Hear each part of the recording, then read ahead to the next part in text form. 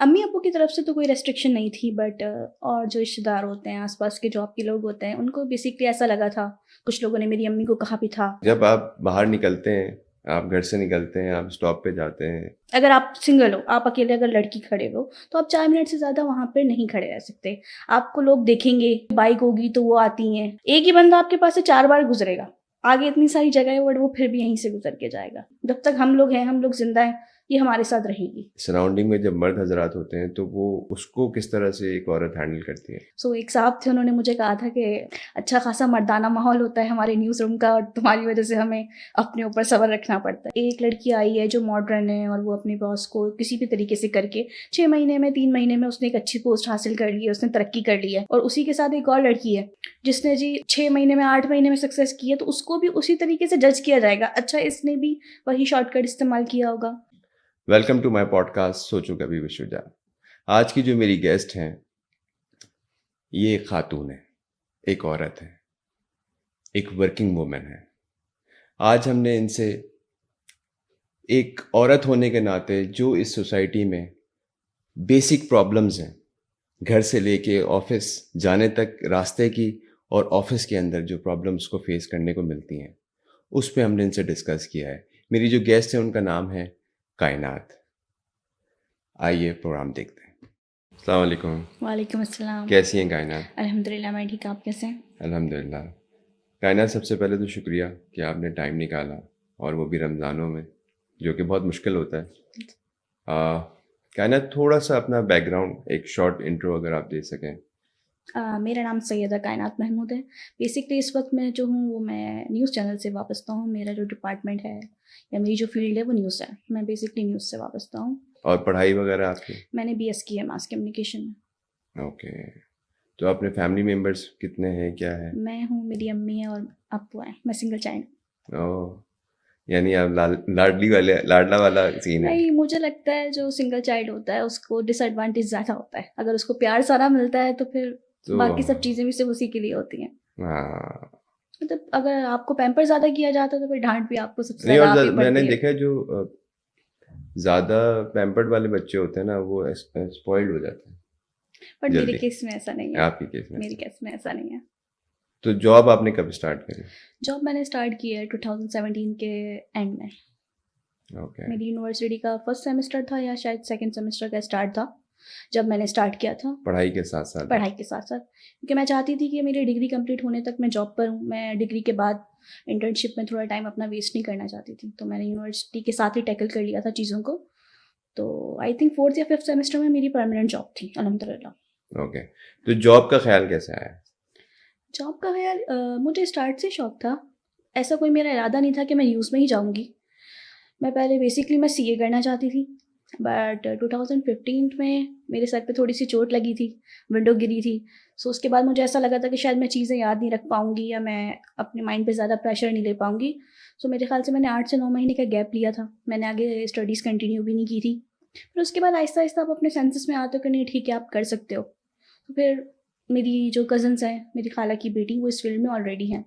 सो उनसे थोड़ा बहुत डिस्कशन हुआ। मेरा न्यूज़ की तरफ थोड़ा बहुत इंटरेस्ट तो था ही। सो मैंने कहा चलो इसी को कंटिन्यू कर लेते हैं आगे। सो फिर मैंने यही चीज़ कंटिन्यू कर ली। तो जॉब बेसिकली आप करना चाहती थी कि एक होता ना कि लोग शौक में करते हैं कि यार मुझे करनी है जॉब, यानी ज़रूरत का एलिमेंट अभी ज़रूरत का एलिमेंट भी है बट था। ज़्यादा शौक भी ओके। था। और न्यूज़ में जाना आपका जो था जी। वो, ठीक है।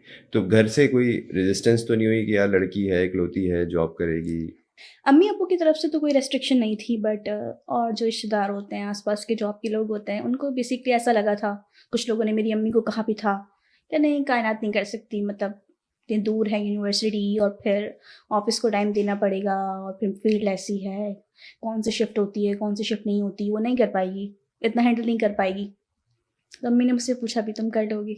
मैंने कहा जी मैं कर लूँगी, आप मुझ पे भरोसा रखें। हाँ, कॉन्फिडेंस पहले ही शेक हो रहा था। कॉन्फिडेंस उनका, उनको ऐसे हो ना, आपकी अम्मियाँ ऐसी होती हैं कि लोग कुछ कहें आपकी औलाद के लिए तो थोड़ा-सा उनको भी होता है कि अच्छा पता नहीं कर पाएगी या नहीं कर पाएगी। तो उनको था, मैंने कहा नहीं मैं कर अब्बा लूँगी। की तरफ से क्या था? अब्बू की तरफ से कुछ भी नहीं था। वो कॉन्फिडेंट थे कि बेटी कर लेगी? हाँ, मेरे अम्मी-अब्बू दोनों कॉन्फिडेंट हैं कि ये कर लेगी, इसने कहा है ये कर लेगी। मेरी अम्मी भी इतनी चालाक, क्या लगा, अच्छा इसने ये करना है, ये कह रही है कि इसने करना है तो ये कर लेगी, इसको करने दो, इसको रोको नहीं। क्योंकि अक्सर जैसे कोरोना में मेरी नाइट शिफ्ट हो चुकी थी, तो मैं आती थी तकरीबन 3 बजे तक घर पे, क्योंकि वो एक ही गाड़ी होती थी सबको ड्रॉप करते करते। सो अब्बू उठे रहते थे, इतना लेट क्यों होता है, और फिर ज़ाहिर सी बात है कोरोना, रास्तों में कोई नहीं होता था, तो अम्मी कहती थी आ जाएगी चल। अम्मी सो रही होती थी और अब्बू मेरे वेट में होते थे कि नहीं ये आएगी। सो अम्मी शुरू से चिल्लें कि यार ये कर लेगी, और अब्बू जो हैं वो थोड़ा बहुत मेरे उस पे होते हैं कि टाइम लेट हो गया, जल्दी निकला करो। अब जॉब में होता है क्योंकि हमारी फील्ड ऐसी है कि अगर 5 बजे हैं तो 5 बजे की आपको चीज़ देख के 5:30 तक की करवा के जानी पड़ती है। सो आप फिक्स डॉट टाइम पे आप निकल नहीं सकते हो, अपनी सीट छोड़ नहीं सकते। तो आप शिफ्ट में काम करती हैं? जी। ओके, शिफ्ट चेंज होती रहती है, रोटेट होती रहती है? जी, शिफ्ट रोटेट होती है। तो चैलेंज था घर से जब पहली बार जॉब के लिए निकली? चैलेंज के सब। जब आप बाहर निकलते हैं, आप घर से निकलते हैं, आप स्टॉप पे जाते हैं, आप वहाँ खड़े होते हैं। जी, ये चैलेंज तो जॉब से पहले से ही है हमारे साथ। आप चाहे स्कूल जाते थे या कॉलेज या यूनिवर्सिटी, ये चैलेंज तो हमेशा से आपके पास मौजूद होता है। मतलब आप जब पहले मैं स्कूल जाती थी तब तो मैं अबाया और इस तरह का हिजाब भी नहीं करते थे, आप यूनिफ़ॉर्म में जाते थे।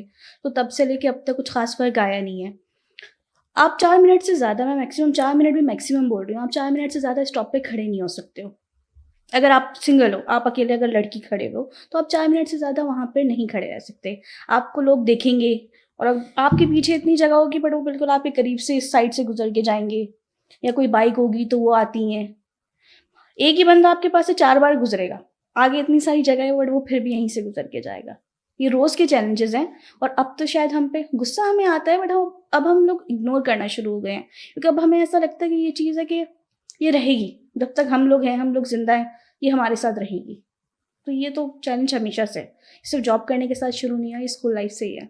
बीइंग अ गर्ल जो है ना, वो एक एक टैबू बन जाता है कि जब आप घर से निकलते हैं और जाके जब आप स्टॉप पे खड़े होते हैं, तो मोहल्ले वाले और फिर वो जो आप बता रही हैं स्टॉप पे खड़े हुए लोग, तो ये शुरू से आपको मिला कि हाँ यार ये इस तरह की हाँ, ये नज़रें आपको हमेशा मिलती हैं, आप कहीं भी चले जाएँ। हम्म, आप हम्म। मार्केट जाएँ, आप सुपरमार्ट जाएँ, आप कोई नॉर्मल मार्केट जाएँ, आप शॉपिंग मॉल्स जाएँ, आपको ये हर जगह मिलेगा। और ऑफिस जब आपने ज्वाइन किया शुरू शुरू में, जब आपका इनिशियल टाइम था, तो एक वुमेन का ऑफिस एनवायरनमेंट के अंदर मैंने जब जॉब स्टार्ट की, मैंने स्टार्ट किया था न्यूज़पेपर से ना। सो न्यूज़पेपर में भी, वहाँ पे न्यूज़पेपर में आपको पता है ज़्यादातर मर्द हज़रात होते हैं। हम यूनिवर्सिटी के 3-4 लोग थे, जिसमें से 2 लड़कियाँ थीं या 2-4 लड़के होंगे। तो वहाँ पर भी है, लड़कियाँ तुम लोग कहाँ इस फील्ड में आ गई हो? घर जाओ, घर पे काम करो, ये फील्ड है तुम लोगों के लिए नहीं है। इस टाइप की चीज़ें स्टार्ट में सुनने को मिली। जहाँ ये चीज़ें सुनने को मिली, बट बहुत लोग ऐसे भी थे जिन्होंने हमें उस टाइम पे काम सिखाया। क्योंकि जब मैं न्यूज़पेपर गई, मुझे इन पेज नहीं आता था, मुझे उर्दू टाइप नहीं आती थी।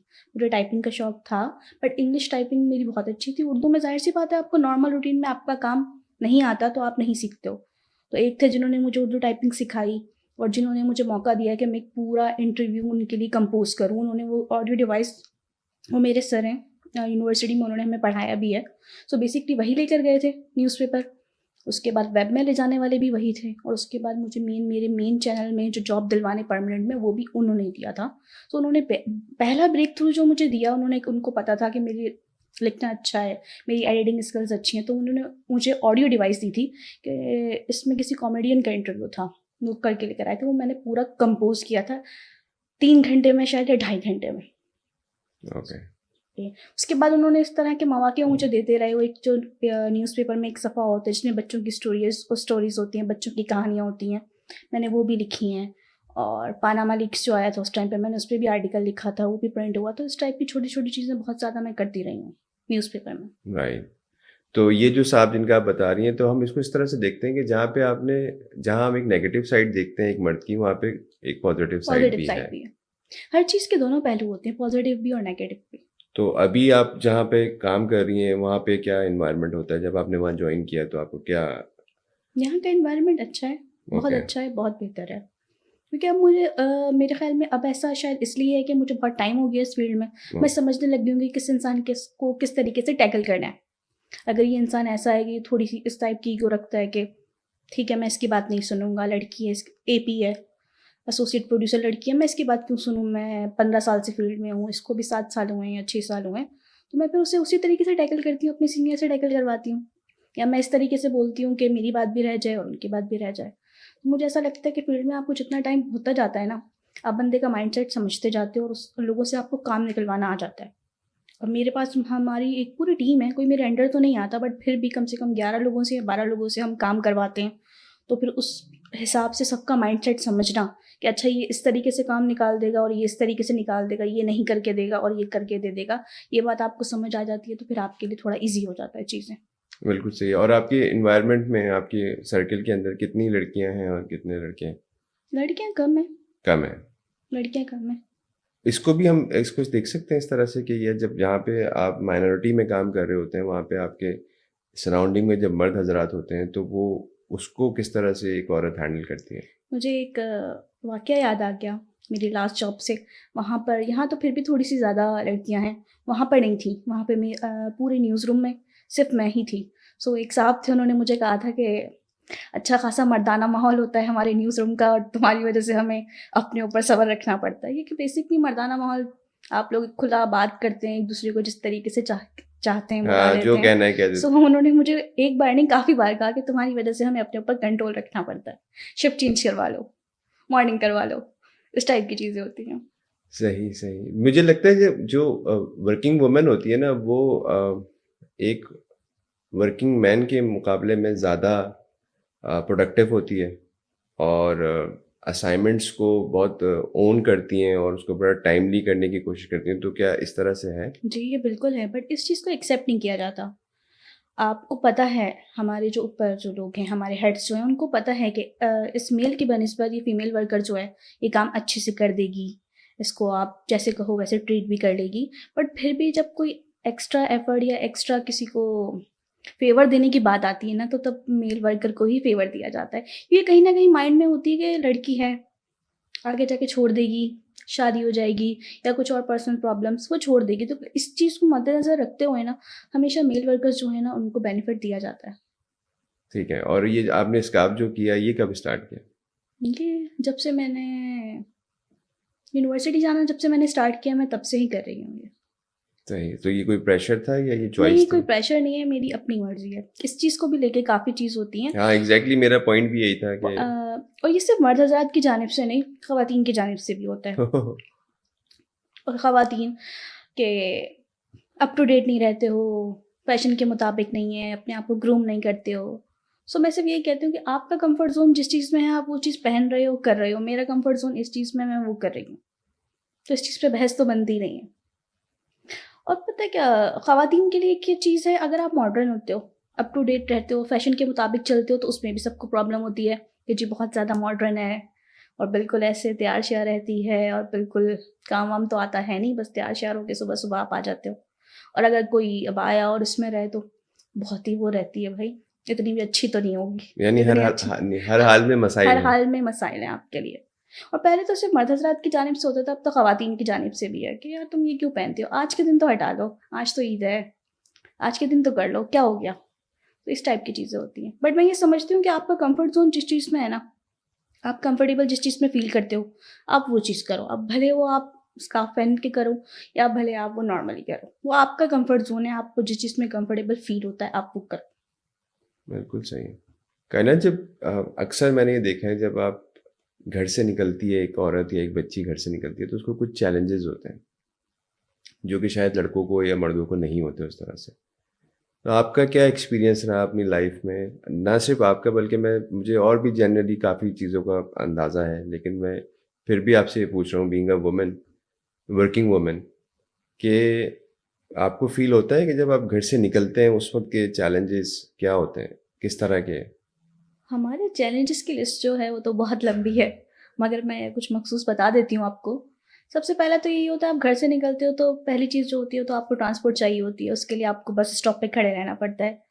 और अगर आप वहाँ पे 4 से 5 मिनट खड़े हो गए, तो उसके बाद आपको बहुत सारे मौक़े फ़राहम किए जाते हैं लोगों की तरफ से कि जी आ जाएँ, बाइक आके रुकती है, जी बैठ जाएँ, मैं छोड़ दूँगा आगे। आप बाज़ औक़ात मना कर देते हो, गुस्सा करते हो और सबसे बेस्ट ऑप्शन आपके पास होता है कि आप इग्नोर करते हो। बट ये चीज़ें कंटिन्यू रहती हैं, आप खड़े हुए हो, आपके आगे भी बहुत सारी जगह है, आपके पीछे भी बहुत सारी जगह है। बट कोई जाके गुज़रने वाला वो बिल्कुल आपके पास से गुज़रेगा, आगे से या तो पीछे से। आप एक जगह स्टिल खड़े ही नहीं हो सकते हो, आपको बार बार मूव होना पड़ता है कि अच्छा जी वो यहाँ से आ रहा है तो मैं ज़रा इस साइड हो रही हूँ, अच्छा जी मेरे पीछे से आ रहा है तो मैं उस साइड पे हो रही हूँ, ये चीज़ होती है। और दूसरा, आप जब घर वापस आ रहे होते हो, आपका घर क्योंकि एक ही सेम जगह पर है तो आपका सेम रूट होगा, मगर अगर आपका बाय वॉक का डिस्टेंस है ना तो आप सेम रूट नहीं रख सकते हो, क्योंकि उस सेम रूट पे जो शॉप्स होती हैं, जो लड़के अक्सर वहाँ पे खड़े रहते हैं, या इवन जो वहाँ पे जो फ्रूट्स के ठेले वाले होते हैं, वो सबको पता होता है आपका सीन रूट ना। तो बाज़ औक़ात आवाज़ें भी कसी जाती हैं, अच्छा जी कल तो कहाँ थे? कल तो चाँद निकला ही नहीं था। इस टाइप के बहुत सारे फ़िक्रे जो होते हैं ना, वो आपको बोले जाते हैं कि, और इसका बेस्ट ऑप्शन आपके पास ये होता है कि आप इग्नोर करो, बट आप कब तक इग्नोर करते हो? एक अरसा हुआ है, ऐसा तो नहीं कि हमने 1 दिन, 2 दिन, 4 दिन फ़ेस किया, हम तो सालों से फ़ेस करते हुए आ रहे हैं और पता नहीं आगे कब तक हमें ये चीज़ें फ़ेस करनी है। हम जब बात करते हैं ना, लोग हम अक्सर हम देखते हैं कि भाई अब तो तरक्की हो गई है, अब तो बहुत अच्छा हो गया, अब तो ये हो गया, अब तो औरत के लिए बड़ा पैराडाइज़ बन गया है। मेरा नहीं ख़्याल कि आज नहीं। भी पाकिस्तान में और हम इस चीज़ को क्लेम कर सकते हैं कि औरत जो है वो सेफ़ है। औरत के हवाले से हमारे मुल्क ने, हमारे मुआशरे ने तरक्की की ही नहीं। ना पहले कभी तरक्की की थी, ना अभी हम तरक्की कर रहे हैं, और ना मैं उम्मीद रखती हूँ कि हम मुस्तकबिल में तरक्की करेंगे। ख़वातीन के लिए हमारा माइंडसेट जो है ना, वो अब तक वही है। हाँ, हमने उसको थोड़ा, वर्किंग वूमेन को थोड़ा बहुत एक्सेप्ट कर लिया है, बट उस चीज़ में भी हम लोगों को होता है कि अच्छा ठीक है जी, उस 6 महीने पहले उसने जॉइन किया है, और अगर आते के साथ वो अपने काम की वजह से या किसी भी वजह से वो अपने ऑफ़िस में बॉस को या हेड को थोड़ी ममनून नज़र है, जिसे हाँ, कहते हैं कि इम्प्रेस आप करती है अपने फ़ेवरेट हो जाती है हाँ, कि अच्छा अच्छा जी ये काम है, ये तो वो कर देगी, उठा लो, इसको दे दो, इसको दे दो, ये कर देगी। तो उसपे भी होता है 6 महीने में इतने, ये तो हो ही नहीं सकता, कुछ तो शॉर्टकट यूज़ किया ही होगा। और अगर यही सक्सेस 6 महीने में किसी मेल वर्कर को मिल जाए तो हार्ड वर्क मेहनत किया भाई, हाँ, हार्ड वर्क है, मर्द है। आप हाँ। ये देखिए ना, कोई औरत जिसका बाप नहीं होता, भाई नहीं होता या बेटा नहीं होता, वो बाहर निकल के पूरे कमाती है, अपना घर चलाती है, अपनी फैमिली को सपोर्ट करती है, तो उसको कहा जाता है कि यार पूरा मर्दाना जद्दोजहद किया है यार, इसने तो बिल्कुल मर्दों की तरह मुकाबला करती है, मर्दों की तरह घर चला रही है। और अगर इसी तरह कोई जो मर्द है वो करते थोड़ा बुज़दिल होता है, या वो बाहर जाके काम नहीं करता या डरपोक है, रोता है, तो क्या औरत या क्या औरतों की तरह रो रहे हैं? क्या औरतों वाली हरकतें कर रहे हैं? मतलब हर चीज़ में हम औरत अगर अच्छा कर रही है तो वो मर्द की तरह कर रही है, और अगर मर्द कुछ कर रहा है तो औरत, क्योंकि यहाँ पे हमने औरत को कमज़ोर समझा हुआ है। हम औरत को समझते हैं कमज़ोर। भले वो बाहर जाके काम कर रही है, बहुत सारी ख़वातीन हैं जो बाहर जाके काम करती हैं और घर आके भी करती हैं, और उनके हस्बैंड हैं, उनको सपोर्ट नहीं करते कि भाई तुम 4 बजे आई हो, 4:30 बजे मुझे खाने का टाइम है, मुझे खाना चाहिए। भाई मैं भी तो थकी हुई आई हूँ, मुझे भी थोड़ा रेस्ट चाहिए, मुझे भी थोड़ा मी टाइम चाहिए, तुम थोड़ा मुझे सपोर्ट कर सकते हो, घर का काम कर सकते हो, एटलीस्ट खाना बना सकते हो अगर तुम घर में हो। बट नहीं, तुम काम कर रही हो, अपने लिए कर रही हो, घर आ रही हो तो हमें घर के काम पूरे भरपूर चाहिए। अब वो चाहे आप सिंगल हो या आप शादीशुदा हो, आपके इन-लॉज़ हों, जो भी हों, वो आपको सपोर्ट नहीं करते हैं। वो कहते हैं बाहर का काम अव्वल तो हाँ, करो ही वो ना। अभी भी एक्सेप्टेंस वाला मामला है। अव्वल तो आप लोग एक्सेप्ट ही नहीं करते ना कि शादी के बाद हमारी बहुएँ काम करें। जी, हमें तो काम करने वाली बहुएँ तो चाहिए नहीं, हमें तो घर सँभालने वाली बहू चाहिए। वैसे मुझे लगता है कायनात अब चेंज हो गया है ये ट्रेंड, अब तो सास भी इस चक्कर में होती है, बहू भी कुछ कमा के ले आए। लेकिन उसके अगर इस टाइप का माइंडसेट भी होता है ना कि चल ठीक है, बहू जाए काम करके पैसे कमा के लाए, लेकिन इसके बावजूद उसको घर के कामों से रिलीव नहीं मिलता है। उसको घर का काम, घर का बर्डन उसी तरीके से सँभालना होता है जितना एक बाहर काम ना करने वाली औरत सँभाल रही होती है।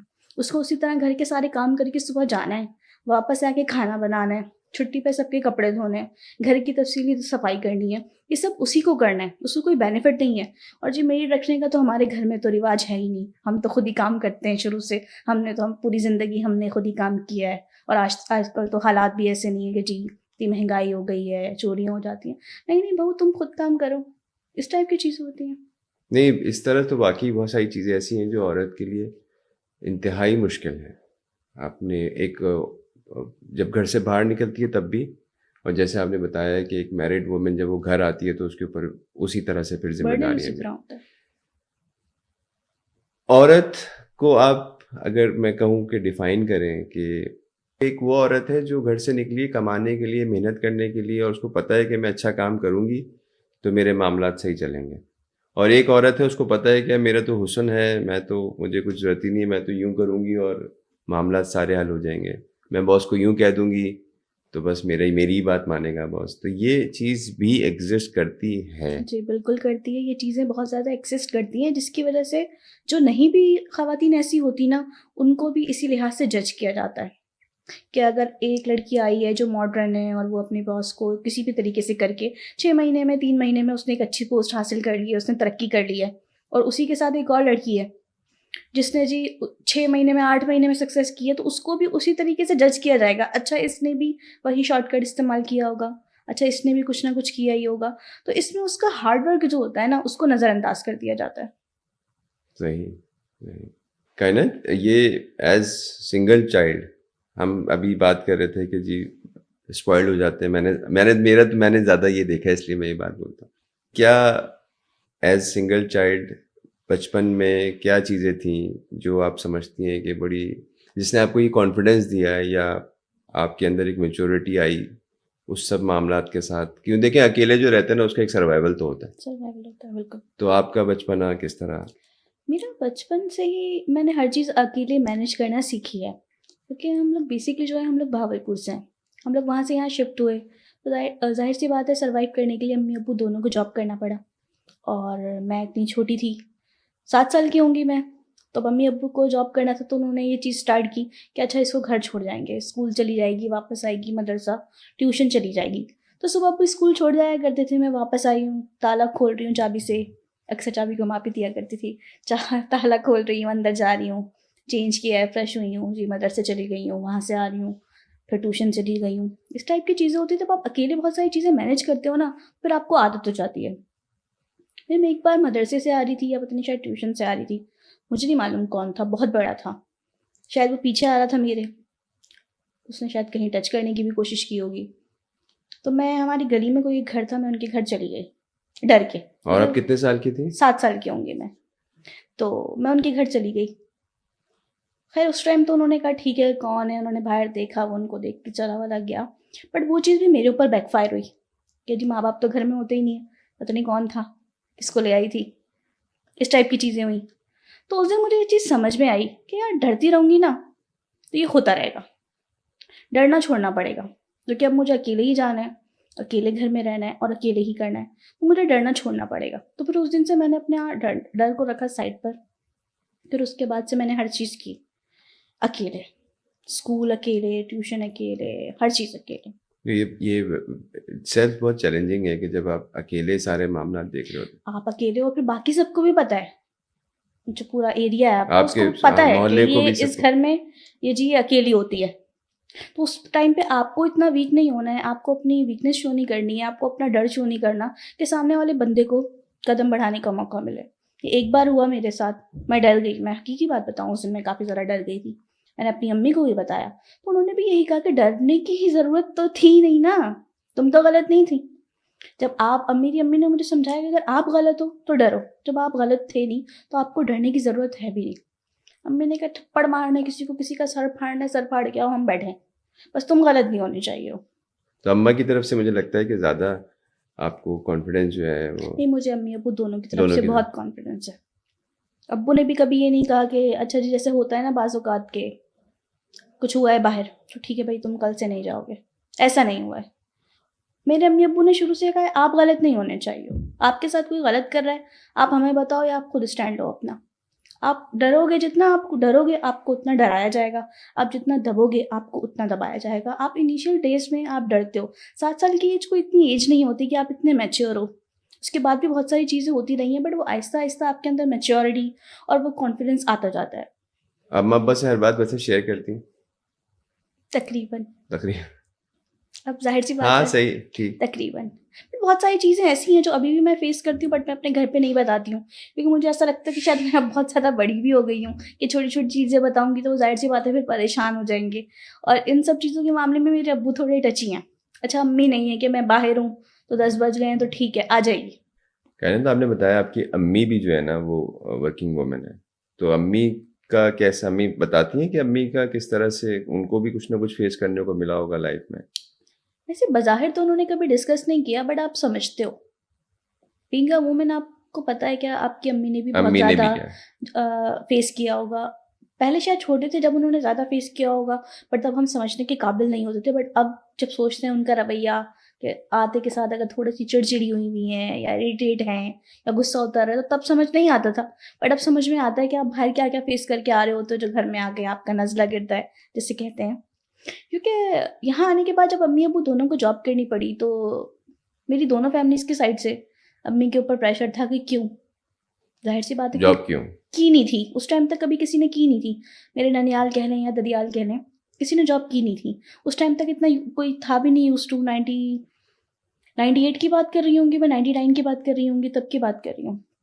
तो उस पर था प्रेशर कि नहीं क्यों कर रही हो, नहीं करनी चाहिए, और फिर तुम्हारी बेटी है, लड़की है, तुम घर में अकेला छोड़ के जाते हो कराची शहर में अकेले, तुम्हें तो बेटी के पास होना चाहिए, बिगड़ जाएगी तुम्हारी बेटी, क्या करोगे।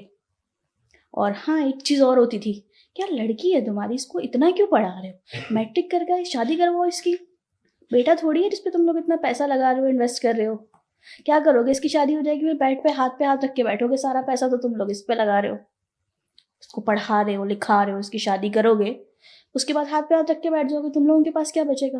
पैसा अपने लिए सेव करो, तुम लोगों का बुढ़ापा जो है वो सिक्योर होगा। क्योंकि लड़की है। क्योंकि लड़की है, उसको तो शादी होकर अगले घर चले जाना है ना, वो आप लोगों के लिए तो कुछ नहीं करेगी। बल्कि मेरी अम्मी के ऊपर यहाँ तक पे भी प्रेशर था कि क्योंकि मैं सिर्फ एक सिंगल चाइल्ड हूँ और मैं सिर्फ एक लड़की हूँ, तो अम्मी पे ये था कि जी और क्यों नहीं हो सका, और क्यों नहीं है। और मेरे अब्बू के ऊपर ये प्रेशर था कि भाई तुम दूसरी शादी कर लो, बेटा तो होगा कम से कम तुम्हारा, एक बेटी से क्या करोगे तुम, मतलब बेटी है ठीक है, पढ़ा रहे हो, अच्छा खिला रहे हो, पिला रहे हो, फिर तो शादी कर दोगे इसकी, उसके बाद तुम लोगों का सहारा कौन बनेगा। अब जाहिर सी बात है मेरी अम्मी को नहीं हो रहा था कोई दूसरा, या वो कंसीव नहीं कर पा रही थी, सो अब्बू के ऊपर ये प्रेशर था कि जी आप दूसरी शादी कर लो। अम्मी अब्बू की तरफ, अब्बू के ऊपर किसका प्रेशर था? ददियाल से, ददियाल। मेरी दादी का, उनकी अपनी बहनें कह लें कि बहनों का तो खैर इतना नहीं था, लेकिन हाँ दादी का थोड़ा था, क्योंकि दादी का ये था कि जी मेरा बेटा है, अब मेरे बेटे का नाम लेने वाला कोई होना चाहिए, क्योंकि उनकी नज़र में था कि जी बेटी तो नाम लेने वाली होगी नहीं, शायद बेटी की शादी हो जाए तो बेटियां तो शायद भूल जाती हैं, वो अपने बाप का नाम नहीं लेंगी। उनकी माइंडसेट थोड़ा ये था, कह सकते हैं औलाद की मोहब्बत में वो कर रही थी खैर, लेकिन ये एक चीज़ थी कि भाई तुम शादी कर लो, दूसरी तुम्हारा बेटा हो जाए, जिसपे मेरे अब्बू ने कहा था कि जी आप मुझे लिख कर दे दो कागज़ पे कि मैं दूसरी शादी करूंगा। हाँ, ये भी कहा। तो मेरे अब्बू ने ये कहा था कि आप मुझे लिख कर दे दें, बड़ी समझदारी की कि दूसरी शादी करूंगा तो मेरा बेटा ही होगा, और अगर बेटी हो गई तो फिर क्या। तो अब्बू ने कहा भाई जब अगर मगर वाली सिचुएशन है तो फिर मैं क्यों करूँ, मेरी एक बेटी है, मेरे लिए काफ़ी है, और मेरे लिए यही मेरा सब कुछ है, मैं इसी पे इक्तफा करूंगा पूरा। और अभी एक हम कर रहे थे जो आप बता रही थी कि वो रेड, अब आपके भी बाल जी, हम लोगों का ख़ानदान जो है ना बेसिकली लाल बालों वाला ख़ानदान कहलाता है। लाल बाल। हाँ, हम लोगों की पहचान जो है वो लाल बालों वाला ख़ानदान ही कहलाता है, कि मेरी दादी के लाल बाल थे, मेरे अब्बू के लाल बाल हैं, फिर अब्बू की वजह से मेरे हैं, मेरे 2 ताया अब्बू के हैं। अब्बू जो हैं वो 6 भाई और 6 बहन हैं, जिसमें से 3 भाइयों के लाल बाल हैं बड़े, तीनों छोटों के काले हैं। और इस तरह जो मेरी फुप्पो हैं उनमें से सिर्फ एक फुप्पो के रेड बाल हैं, बाकी सबके ब्लैक हैं। सो इसकी वजह से मुझे बचपन में बहुत सुनना भी पड़ता था, क्योंकि अब हम बड़े हो गए हैं, सो अभी ये डाई वगैरह का कॉन्सेप्ट आ गया कि लोग इस चीज़ को इतना वो नहीं समझते, बट बैक इन 2000 और 2002 मुझे सुनना पड़ता था लाल बाल हमारी बुड्ढी, अंग्रेज़ी बुड्ढी, चाइनीज़ बुड्ढी, क्योंकि वो लाल बाल दिखते तो सबको लगता था कि मैंने मेहंदी लगाई है। उस टाइम मैं चिढ़ भी जाया करती थी, खैर अब कोई बोले तो इतना फ़र्क नहीं पड़ता, बट उस टाइम आप इतने मैच्योर नहीं होते हो कि आपको बिल्कुल बुरा ही सही लगता बात, है। बिल्कुल सही बात। और आपके अब जिस तरह आपने बताया कि अब्बा कितने भाई हैं? 6 भाई हैं और 6 6 भाई, बहनें। 6 बहनें, कितना बड़ा माशाल्लाह। माशाल्लाह। और अभी आप जैसे बता रही थी कि पब्लिक ट्रांसपोर्ट में तो हमने स्टॉप की, जैसे आपने भी एग्जांपल दी पूरी कि स्टॉप पे खड़ा होना, तो मुझे लगता है जो ये बसेस हैं इसके अंदर भी अगर ख़वातीन को जो मसाइल हैं, मुझे तो वो भी बड़े टेरेबल लगते हैं कि तो ये स्ट्रगल सिर्फ स्टॉप तक का तो नहीं होता, ये तो बस के अंदर भी कंटिन्यू रहता है। ये बस के अंदर जो कंपार्ट है, लेडीज कंपार्ट, वो वैसे वो ही तो बहुत बनाया ही इतना सा है, बहुत ही बचपन से हम मखसूस देखते आ होता रहे है, हैं, बहुत ही छोटा होता है। वो बड़ा नहीं होके दे रहा हाँ, और जो जेंट साइज पे जो कंपार्ट होता है ना, वो बड़ा होके दे रहे हैं ना, लोगों के दिमाग बड़े होके दे रहे नहीं, हैं। हाँ। जितनी हमारे माशरे में खवातीन के लिए जगह है ना, उतना ही हमारे बसेस में खवातीन के लिए कंपार्ट होता है। लेकिन उसमें भी जैसे कि अगर पीछे साइड पे जगह है, फिर भी वो यहाँ से उतरने की कोशिश करेंगे। अब आप देख रहे हैं कि लेडीज़ खड़ी हैं, बट नहीं, वहाँ से नहीं जाऊँगा, वहाँ बहुत घूम के जाना पड़ेगा, जैसे कि जी वो मशरिक़ और मगरिब में दूसरा दरवाज़ा है। क्यों? क्योंकि वहाँ लेडीज़ हैं, आप वहाँ से जाओगे तो आपको उनको धक्का देने का, आपका हाथ लगने के चांसेस हैं, इस टाइप की चीज़ें होती हैं। अगर आप कुछ बोल भी दो तो यार इतनी दूर दरवाज़ा है, मैं क्यों जाऊँ, और ना कोई और आपके लिए बोलता है। अब आप बोल के भी क्या ही कर लोगे, और आप कुछ कर भी नहीं सकते हो बोल के, ज़्यादा से ज़्यादा 10 बातें सुनाते हो, तमीज़ नहीं है, घर में माँ इतनी देर बहन में वो नहीं उतर ही है, जाता है, इतनी देर में उतर ही जाते हैं, जाहिर सी बात है। तो ये भी रोज़ का एक रोज़ का है। बल्कि मैं इसी के साथ आपको एक 2 वाक़यात बताती हूँ, बहुत इंटरेस्टिंग जो मेरे साथ हुए। जैसे कि आजकल आपको पता है मोबाइल छीनना, हाँ, ये डकैती भी वग़ैरह बहुत ज़्यादा हो गई बहुत है। ज़्यादा है। तो हम लोग पब्लिक ट्रांसपोर्ट में ट्रैवल करते हैं तो ज़ाहिर-सी बात है इतनी सेफ्टी तो हम लोग अपनी रख नहीं पाते हैं। मोबाइल मैं अक्सर अपने बैग में ही रखती हूँ, बट मेरे ख़्याल से उस दिन शायद कोई कॉल आई थी या क्या, रिक्शे से उतरते हुए ही तो मैंने वो मोबाइल निकाल लिया था। मेरे मोबाइल के पीछे होती है रिंग, जो लोहे की रिंग हुँ, होती है, हुँ, हुँ। सो मैं उसको जब बाहर निकालती हूँ तो मैं फिंगर में लेके रखती हूँ। अब मैं बाहर निकली हूँ ऑटो से और मैंने एक हाथ में ये मोबाइल था, मैं पैसे दे रही हूँ। तो इस साइड से बाइक पे 2 लड़के गुज़रे हैं और उन्होंने वो छीनने की कोशिश की है। अब हाथ कि मारा है? हाथ सब मेरे हाथ में ही मोबाइल था। अब वो फिंगर रिंग उनको नज़र नहीं आई क्योंकि उन्होंने कहा होगा उसने मोबाइल यूँ पकड़ा है, हम यूँ खींचेंगे और वो हमारे हाथ में आ जाएगा। उसने यूँ खींचने की कोशिश की है, बट क्योंकि वो रिंग थी मेरे हाथ में, मोबाइल पे पीछे की रिंग जो होती है, सो उनसे खिंचा नहीं, बट उसका जो नाखून थे वो मेरे हाथ पे लगे थे और वो शिट यार करते हुए निकले थे कि यार हाथ में नहीं आया। और दूसरा आप जो दूसरा वाक़या ये है कि मेरी कज़िन की शादी थी भागलपुर में ना, तो टिकट्स मिल नहीं रही थी। बहुत मुश्किल से वो टिकट्स मिली ना, तो मैं अपनी खाला के साथ थी। तो मुझे आदत नहीं है हैंडबैग लेने की, छोटा पर्स बिल्कुल भी लेने की, मैं कंधे वाले ज़्यादातर यूज़ करती हूँ। तो मैं लेके हम बैठे हैं बस में, मिनी बस चलती हैं ना ये मलिर साइड पे, येलो कलर की मिनी बस। सो मैं उसमें बैठी हूँ, अब उसमें अक्सर ना खिड़की नहीं होती। अब उस टाइम टिकट का इतना प्रेशर था कि बाकी चीज़ों पे मैंने ध्यान दिया नहीं कि अच्छा जी ये चीज़ भी हो सकती है। मैं बड़े मज़े से बैठी हूँ, हाथ में इतना सा वाला पर्स लेके ना, और वो एकदम से खिड़की के बाहर से वो यूँ खींचा और गया। और मुझे उस वक़्त पैसों की टेंशन नहीं थी, मुझे मेरे मुँह से जो पहला लफ्ज़ निकला वो ये था, मेरी टिकट! तो मैं बाहर निकली हूँ, वो क्योंकि वो बहुत ज़्यादा क्राउडेड प्लेस है कायदाबाद, तो थोड़ा-सा आगे जा नहीं पाया था। मैं थोड़ा-सा भागी हूँ और मैंने उसको पकड़ा है और एक यहाँ से लगाया, एक वहाँ से लगाया और उसके बाद उसको मैंने नीचे गिराया और मैंने उसको लातों से मारा। ये क्योंकि उस कायदाबाद में हो रहा था? ये कायदाबाद में हो रहा था और लोग आस-पास जमा हो भाई गए नहीं आए हैं। फौरन भाग के? नहीं, भाई तो आए, बट वो फिर उसके बाद लोग छुड़ाने पे थे। उनको लगा एक औरत और सरेआम हैदराबाद के रोड पे उसको लाते मार रही है, पता नहीं क्या हो गया। लोगों के माइंड में ये था और उस वक़्त मुझे सिर्फ़ ये था कि कि मेरी मेरे टिकट्स। टिकट! इतनी मुश्किल से मुझे टिकट मिली और तुम लेके जा रहे हो। तो खाला की तरफ से ये बहुत हुआ, वो नाराज़ हो रही थी कि तुमने यूँ सरेआम मार दिया, जा रहे थे पैसे तो जाने देते, क्या हो गया तुमने इसको थप्पड़ मारा, लेटा के तुमने उसको लातें मारी हैं। और जब घर पे मेरे अब्बू को पता चला तो अब्बू का भी यही था कि तुमने क्यों किया, जाने देते, नहीं जाते, शादी में क्या हो जाता, कोई जीने मरने वाली कहानी थोड़ी थी। उसके पास अगर गन होती तो या उसके पास कोई छुरा होता तो तुम्हें मार देता तो हम क्या करते। बट उस टाइम पर माइंड में जो आया सडन रिएक्शन, मैंने वही दिया था उस वक्त, क्योंकि मुझे उस वक्त सिर्फ टिकट की टेंशन थी, मुझे पैसों की भी टेंशन नहीं थी, मुझे सिर्फ था टिकट दे दो भाई मुझे। हाँ, लेकिन कायनात ये वैसे तो ऑब्वियसली एक डेंजरस अमल है कि अगर वाक़ई उसके पास कुछ होता तो वो हाँ, तो उसके बाद से ठीक है। मेरे ऊपर वो लगी हुई ना रेस्ट्रिक्शन कि जी कोई आता है। लेकिन मुझे अच्छी बात ये लग रही है कि ये कॉन्फिडेंस, पहली चीज़ तो मैं आपके अम्मी-अब्बू का कहूँगा कि उनका बहुत बड़ा इसके ऊपर, इसके अंदर रोल है कि उन्होंने आपको कॉन्फिडेंस दिया। दूसरा आपका खुद का कि आपने बचपन से वो जो सर्वाइवल देखा 7 साल की उम्र से, जो आपने आपने बताया, और उसके बाद से लेके अब तक, तो मुझे लगता है कायनात बहुत स्ट्रांग हो चुकी है। जी, बिल्कुल। वो यूनिवर्स बन चुकी है। जी, जो मेरे नाम का मतलब है। यूनिवर्स बन चुकी है। जी। तो अच्छा है। तो आप अब मुझे आप ये बताएं, जो ख़वातीन घर में जो अभी भी इन सारे मसाइल से डरती हैं, इन सारे इश्यूज से, और नहीं घर से निकल पाती, उनके लिए क्या कहेंगे आप? उनके लिए मैं ये कहना चाहूँगी कि सबसे पहले वो अपने आप से मोहब्बत करना सीखें। उन्हें ये बात समझने की ज़रूरत है, जब वो खुद अपने आप के लिए खड़ी होंगी ना, तब वो दूसरों के सामने खड़ी हो पाएँगी। सबसे पहले उन्हें अपने आप को समझने की ज़रूरत है कि वो लाइफ में क्या चाहती हैं और उन्हें कहाँ अपने लिए स्टैंड लेने की ज़रूरत है। हमारी ख़वातीन जो है ना, वो अक्सर घर में या अपनी फैमिली के लिए अपनी जो ड्रीम्स हैं, अपनी चीज़ें, उनको सैक्रिफ़ाइस कर जाती हैं, जो कि ठीक है, कुछ हद तक इंसान को कर भी लेना चाहिए, कॉम्प्रोमाइज़ ज़रूरी होता है हर रिश्ते में। बट हम ख़वातीन हर चीज़ में कॉम्प्रोमाइज़ कर के ना अपनी वैल्यू ख़त्म कर देती हैं कि हमसे पूछे बिना ही डिसीजंस ले लिए जाते हैं कि अच्छा नहीं, वो तो जहाँ बोलेंगे चली जाएगी, जो बोलेंगे खा हाँ, लेगी, बिल्कुल। पसंद नापसंद को हमारी तरजीह नहीं दी जाती। वो इसलिए क्योंकि हमने अपने लिए बोलना छोड़ दिया है, हमने अपने ओपिनियन देने छोड़ दिए हैं। हम जब तक अपने ओपिनियन देंगे नहीं, कोई हमारी बात सुनेगा ही नहीं, हम बोलते ही नहीं हैं। तुम लोग देख लो जो मंगवाना है, तुम लोग कर लो जो करना है। आप बोलोगे, आप खुद अपनी बात रखोगे तो आपकी बात सुनी जाएगी। बिल्कुल सही है। हम देखते हैं अक्सर औरत मार्च अब होना शुरू हो गया है, लेकिन मुझे तो हैरत होती है कि वो औरत मार्च में कौन लोग होते हैं मुझे नहीं मालूम, वो किस तरह के, जो उसका मोटिव है या जो ऑब्जेक्टिव है, उन प्रॉब्लम से तो औरत आज भी है, कल भी थी, मेरा ख्याल है। वो तो मेरे ख्याल में हम हमेशा रहेंगे। उन लोगों का जो एक दावा है या उन लोगों की जो डिमांड्स हैं वो बहुत ही गैर ज़रूरी लगती हैं मुझे। वो हमारे असल मसले हैं ही नहीं।